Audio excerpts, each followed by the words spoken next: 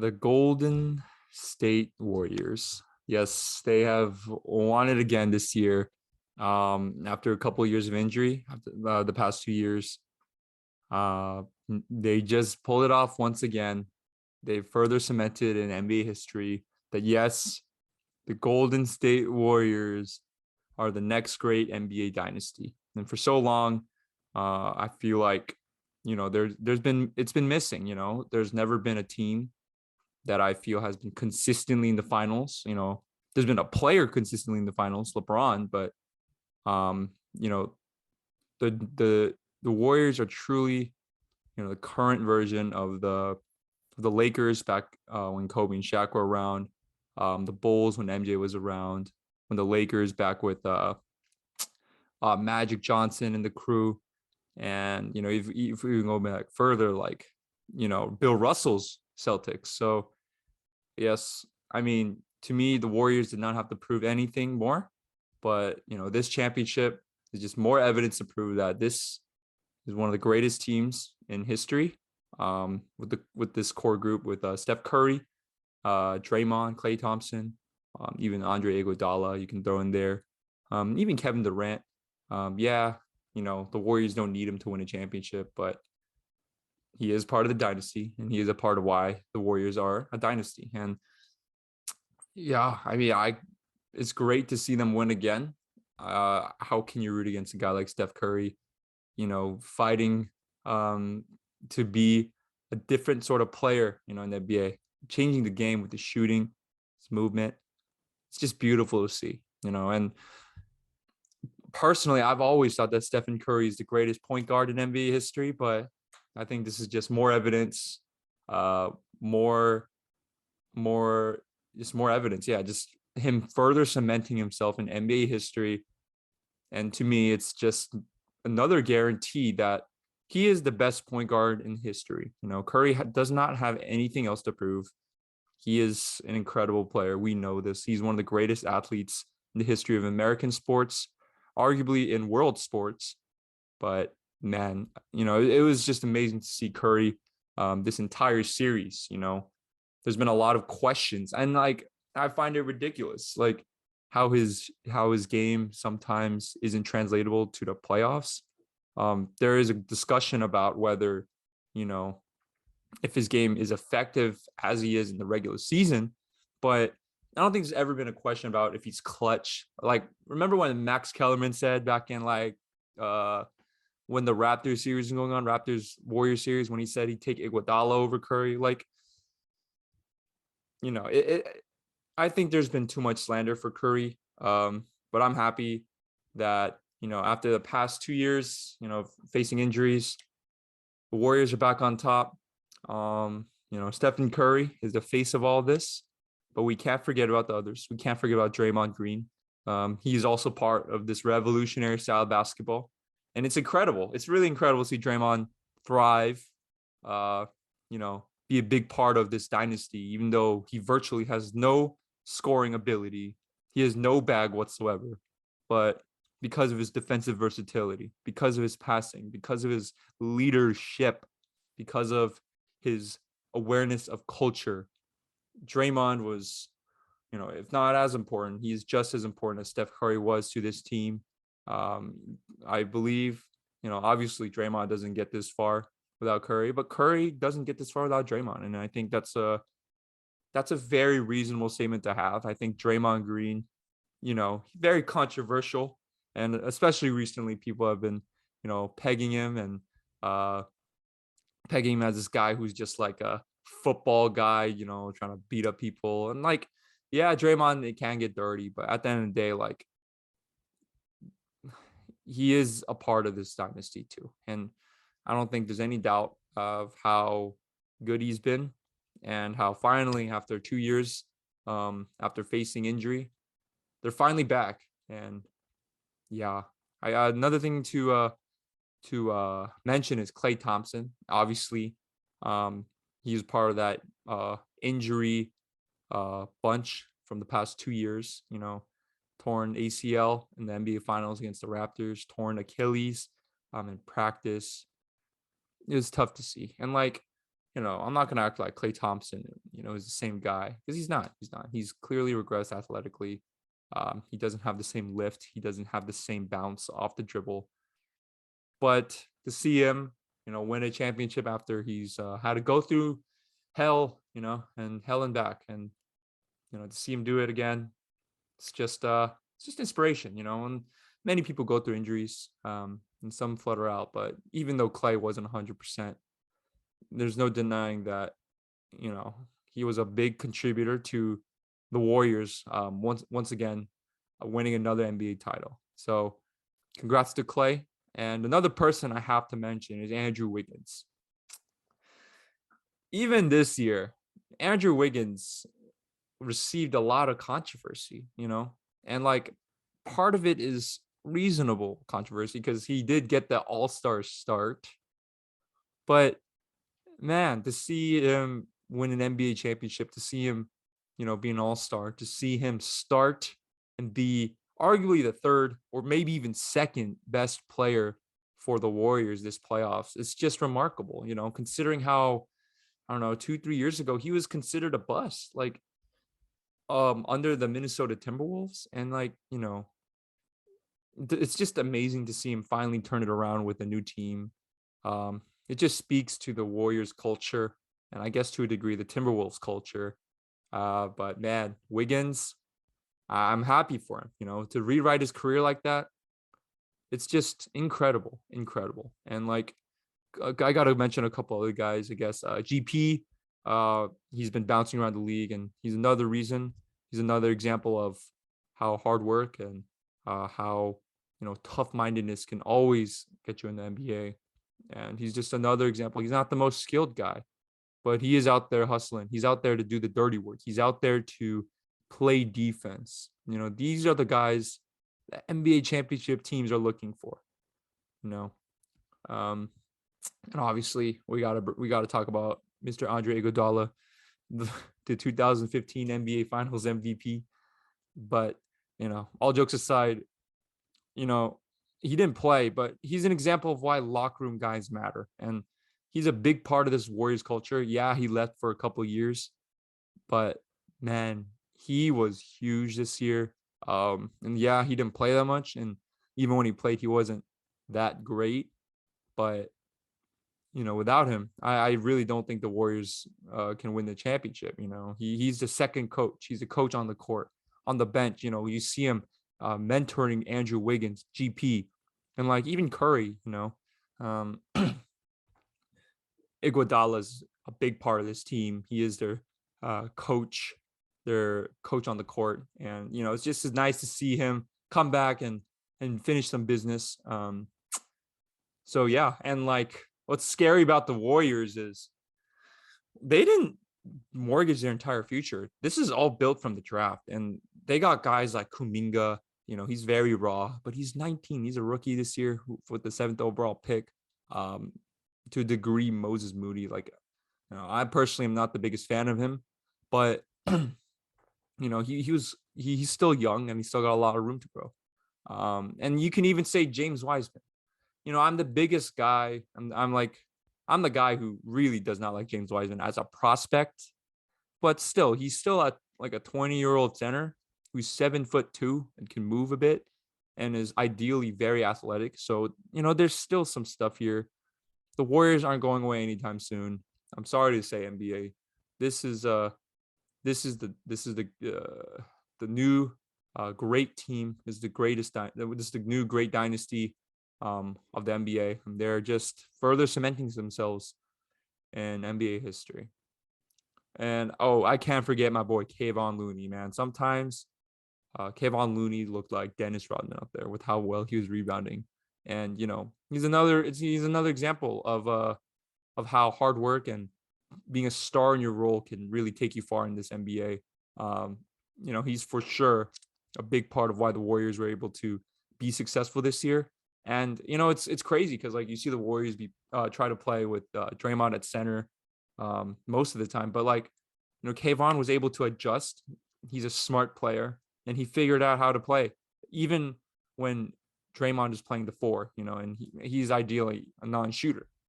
Kayvon was amazing on the glass, can move well. He was just another example, like I said, um, of hard work paying off, hard work, humility, and being a star in your role, how that pays off. So yeah, I can't speak enough about the Warriors. Once again, congratulations to Golden State Warriors. I'm not exactly sure how many titles they have, but they are certainly the third most successful team in NBA history, I believe.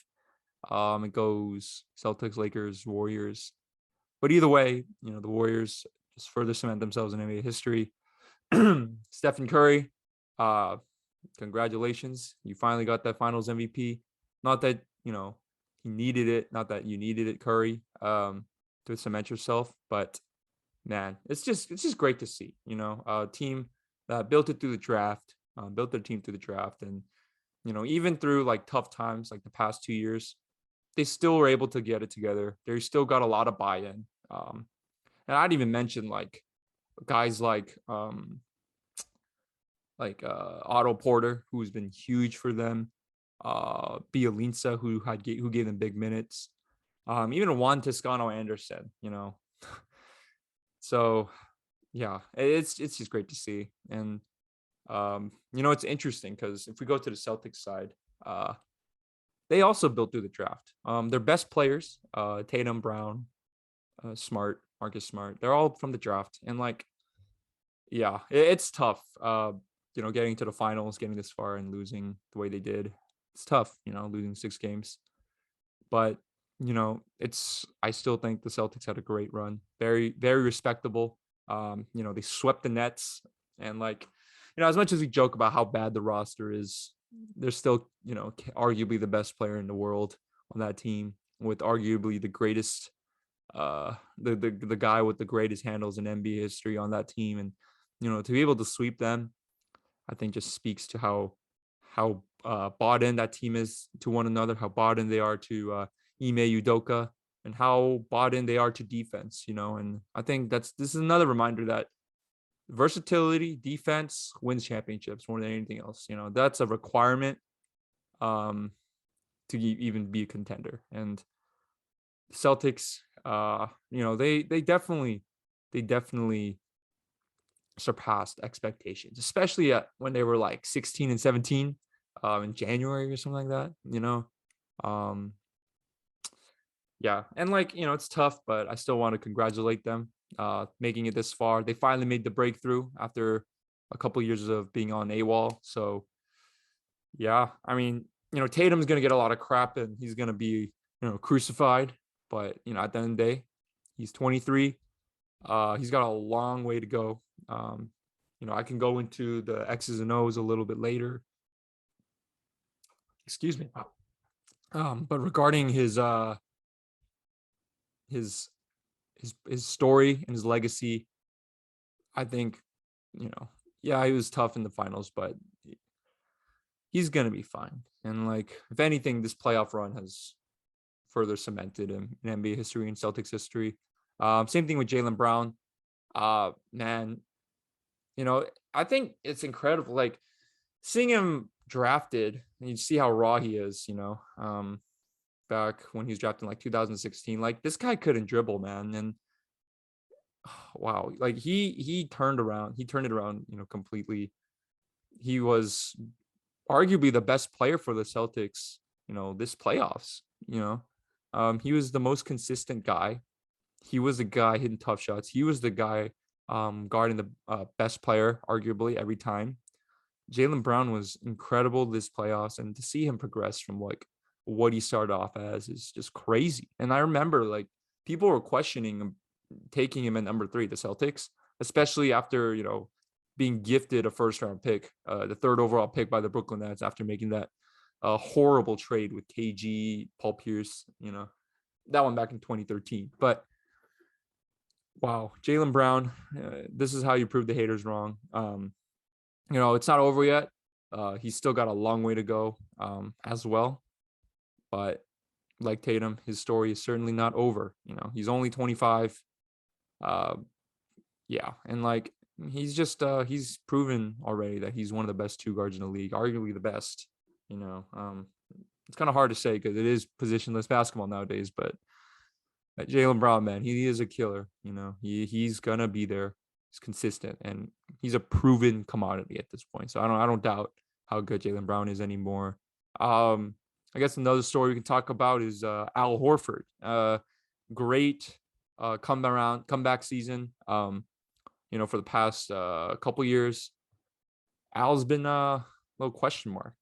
He left the Celtics, joined Philadelphia. What a disaster. You know, OKC last year, he did not give a damn.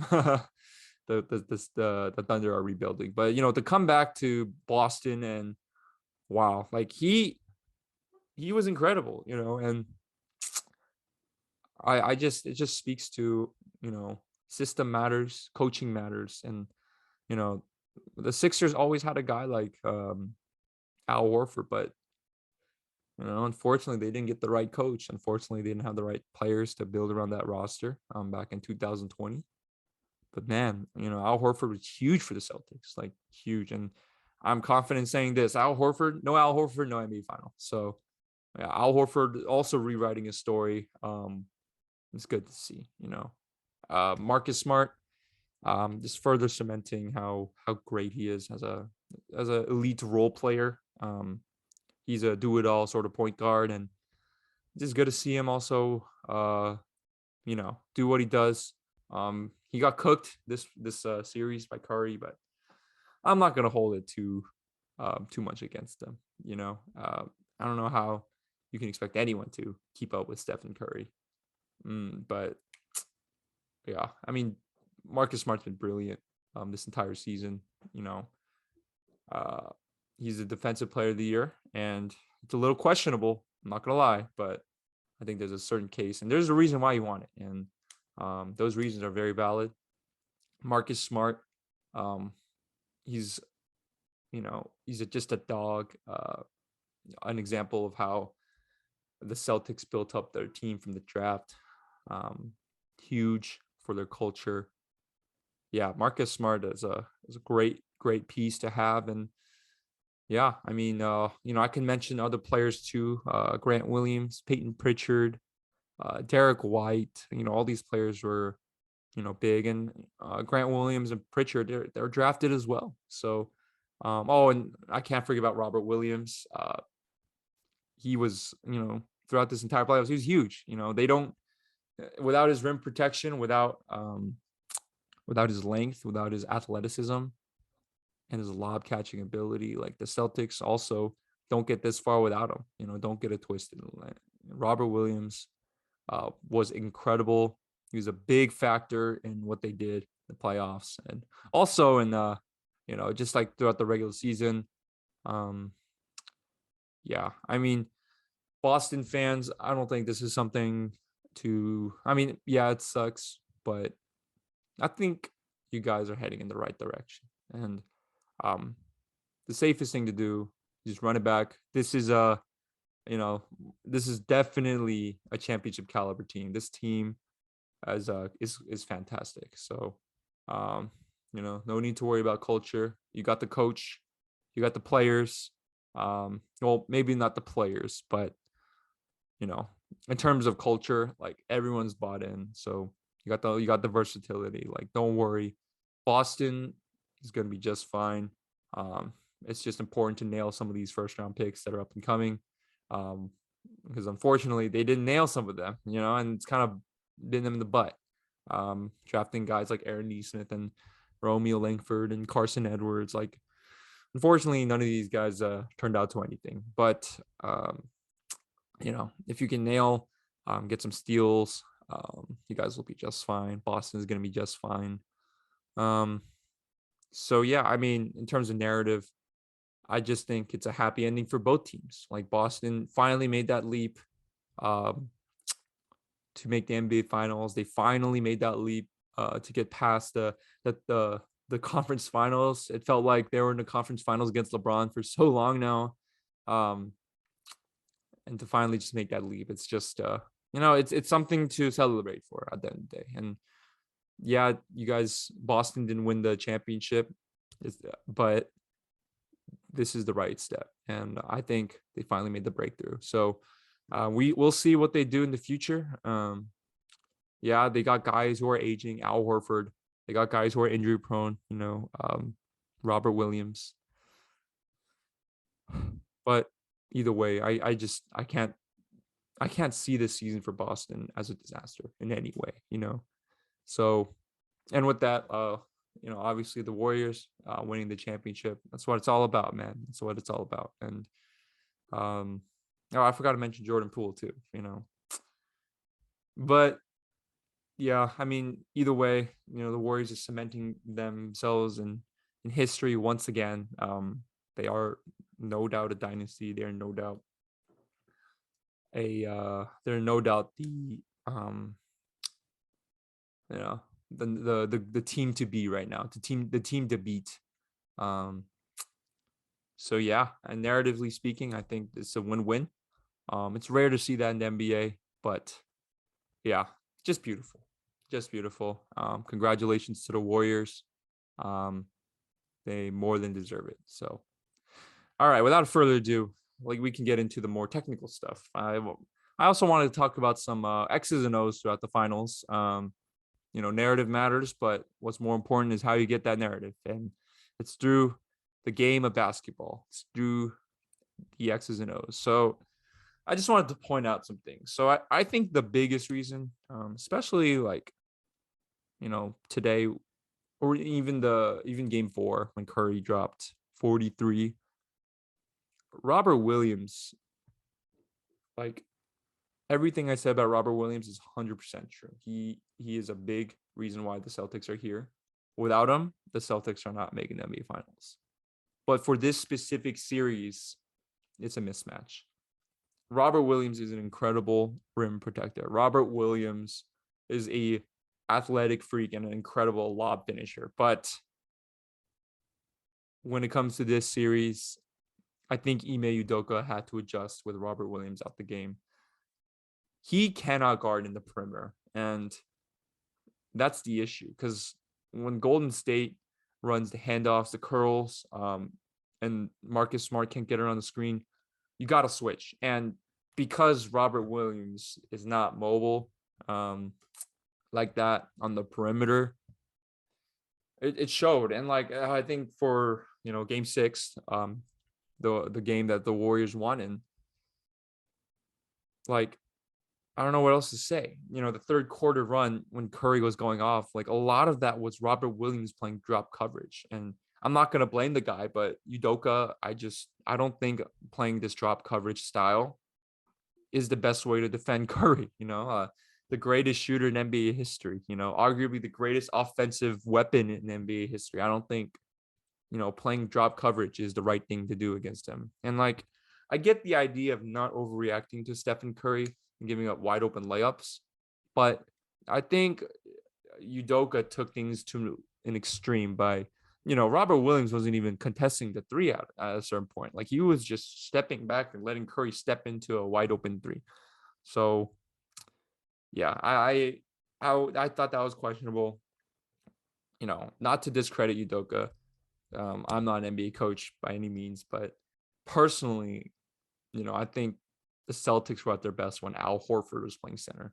And it's not to say that Al Horford is the most mobile guy. He's no Anthony Davis. He's no Giannis, but he's better than Robert Williams in the perimeter. And when the Celtics did the switch everything on defense, it really helped them. And on top of that, on offense, Robert Williams is almost a non-factor, when it comes to, being able to space the floor, being able to cut. He's not any of that. He's not a great short roll passer. He doesn't offer any of that. I know he had a great pass to Tatum in the 4th quarter, but it's not something that he's known for. So personally, I would have went with Al Horford at the 5, get that spacing out. Tatum was struggling a lot this series, and just to give him some more space, I think would have been great on offense. And on top of that, you get more defensive versatility. Yeah, you don't get the rim protection that Robert Williams provides, But more than rim protector, you got to have a guy in front of the ball handler. That's the issue here. And because Robert Williams got burnt so much, I just think it was too much. And yeah, credit to the Warriors for hitting the open threes that Robert Williams gave up. But, I just think it was a schematic issue. And for Robert Williams, it was just a bad mismatch. And he's not great in defending in space. And, the Warriors really attacked him. So personally, I think the biggest downfall to the Celtics losing this series was refusing to take out Robert Williams. I'm not saying bench him the entire game, but play him in spurts. He has a lot of value as a rim protector. So use that in spurts when Curry's out the game, when you can get more leeway with Jordan Poole pull-up threes. But when Curry's in the game, you can't be playing this drop coverage style. Even to a degree, Al Horford is also playing it, but he is capable of switching, buying time for the help to come. So, yeah, I think the biggest thing was the lack of versatility. And that's the thing. The Celtics' strength as a team is their versatility. And they decided not to go with versatility, and instead just be who they are with Robert Williams. And the playoffs calls to adjust. And I just think Ime Udoka did not make the right adjustment there with Robert Williams. I think in terms of a personnel standpoint, they just had to take out Robert Williams because he's just not good enough in the perimeter defensively and offensively speaking. And I really think when it's an elimination game and you're trying, this is the game of your life right now. You have to play desperately, and in desperate times calls for desperate measures. And I just wish I got to see the Celtics pull Robert Williams and see the switch everything scheme against the Warriors.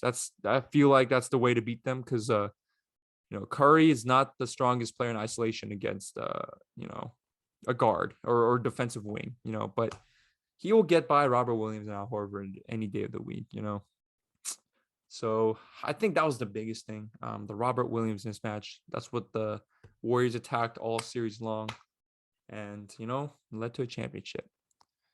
I guess I want to talk about Tatum too. Yeah, like I was saying, Tatum's legacy is fine. I don't think he's gonna be known as like a fraud or anything like that. Tatum was he was pretty good throughout most of the playoffs, but it was very obvious on how he was struggling this series. And the Warriors really exposed his weaknesses. And my thing was I wish Udoka, Coach Ime Udoka, made some adjustments to make getting these one-on-one matchups a lot easier. Forcing a switch and allowing Tatum to get a quick one-on-one. But I mean, at the end of the day, I just think the Warriors really exposed Tatum's lack of playmaking. When Tatum would catch it in the high post, or even in isolation in the perimeter, the Warriors sent the whole house and had heavy help side defense. But Tatum is he's a below average playmaker, and he can't manipulate a defense to force them to go one way, but make a pass, a no look pass to beat the help side defense. I think Tatum's playmaking, for him to get to the next level, he needs to work on his manipulation, his passing, his head movement, his eyes. I think that's what he needs to do. And to a degree, also Jaylen Brown. And thankfully for the Celtics, Jaylen Brown was able to succeed a lot more. But I think a lot of it was because the Warriors were prioritizing sending everyone at Tatum. That Jaylen Brown didn't have Andrew Wiggins on him.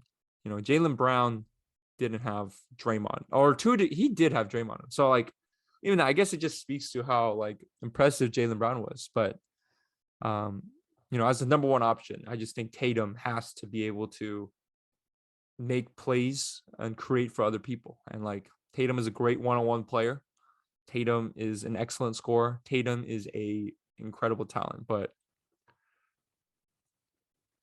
Oh man, excuse me again. But when it comes to the playoffs, the weakest side of you comes out, and I think it's very obvious that Tatum is just not a creator for others, and that's what's limiting him and his floor raising ability. And yeah, and I just think Tatum's mindset was also a little lackluster, especially in Game 6. I was texting some of my friends during the game, and he just completely disappeared. And there's no way to put it. No way else to put it. But yeah, I think Tatum has a lot to do in terms of playmaking, manipulation, and even pick and roll reads. He just got a lot of work to do there. Um, and even one on one, I really don't think he's the greatest shot creator. And he gets a clean shot off just because of his size. But when you have a guy like Andrew Wiggins, who is humongous, as big as Tatum, his sidestep moves don't really work that well. His that rip through move that he does, it doesn't work that well. Tatum luckily was able to get going in transition. At least he had that going. But um, in the half court, like, he was really struggling. And at times he was being too passive. I really wish he would look to attack the basket more. Um, but yeah, I think the biggest thing to take away from Jason Tatum is his lack of playmaking, and the Warriors really attacked that throughout the entire series. But at the same time, I wish Coach Ime Udoka really attacked him, or adjusted, and made things easier for Tatum, and even to a degree Jaylen Brown. But Jaylen Brown was exceptional this series. So um, yeah, I think it was, for Tatum struggles, I think it was both Tatum and Coach Udoka, not making the right adjustments, and Tatum just not being a great playmaker, and really showed this playoff or this finals. And great game plan from the Golden State Warriors. Yeah, and I guess from the Warriors' point of view, they really struggled when Draymond didn't have the ball in his hands. In Game 6, he went 2 for 5 or something from three, which I can't believe that happened. That's just luck sometimes. But like sometimes, especially when Kayvon Looney is on the court, the Warriors' offense can really struggle sometimes. And luckily enough, because the Celtics kept putting out Robert Williams and to a degree Al Horford too, like the Warriors were able to set back on Steph Curry, ISO, and Robert Williams, and it almost always led to like 2 points, 3 points. Like, it was too easy. So, but I think just for the future when they have to play, other teams in the playoffs, I think Draymond's lack of scoring is really going to catch up. So Draymond, he does, obviously Draymond is a net positive at the end of the day with his incredible defensive versatility and passing ability and screening, like a short roll. Like, he's great. Draymond is great. But sometimes when you're such a liability scoring wise, like not even just shooting, like he has no capability of scoring the basketball. Like, it can really hurt your team. And it showed sometimes, especially in Game 3, when the Celtics won. They really exposed Draymond because, when he was in the corner, he's not a spot up shooter. They completely left him, and just the Warriors were struggling, especially when Kayvon Looney was in the game. But the Warriors adjusted quickly, and Steve Kerr in Game 4, the next game, he was willing to take out Draymond, and let Curry get all that space. And look what that led to: 43 points. And like, sometimes you got to just pull the trigger. You got to bench your best guys just for that matchup. I think Steve Kerr really was able to do that. And, today, or Game 6, it didn't really affect the Warriors offense because Draymond was able to make the Celtics paid to a degree, and like I said, the Warriors were able to sit back on the isolation against Robert Williams. So yeah, with that being said, I don't really have much else to say on the X's and O's, but um, you know, it's just, the Warriors.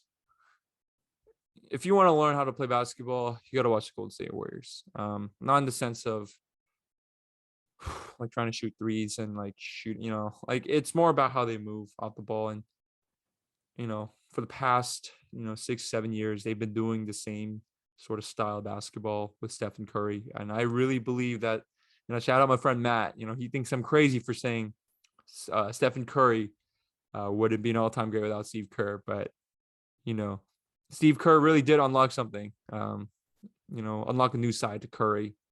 And, with this offense, it's just so difficult to stop.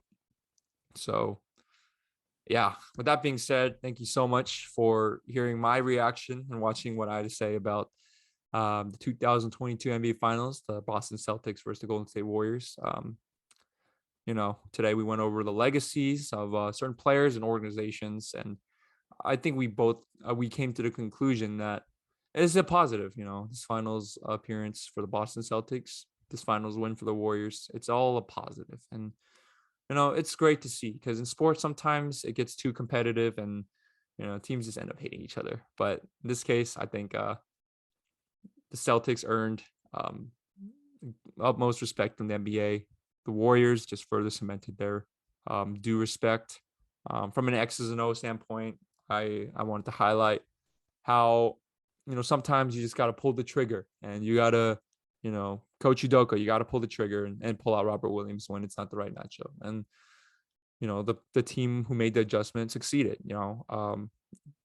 Steve Kerr was able to make that adjustment, pulling Draymond, and it worked out. And yeah, and I also tried to explain Tatum's lack of playmaking ability that really led to him struggling a lot this series. And I think he has the most turnovers in NBA history now. In a playoff run. So yeah, Coach Udoka, he's still a rookie coach. This is his first year as a head coach, and to take a team like the Boston Celtics to the NBA Finals is just an incredible job done. Steve Kerr, Coach Kerr, he is one of the greatest coaches in NBA history. He's one of the greatest minds in NBA history. And I just think, this run further cements everyone's legacies in the Golden State Warriors franchise. So with that, thank you for listening. Congratulations to the Golden State Warriors, and I will see you next time.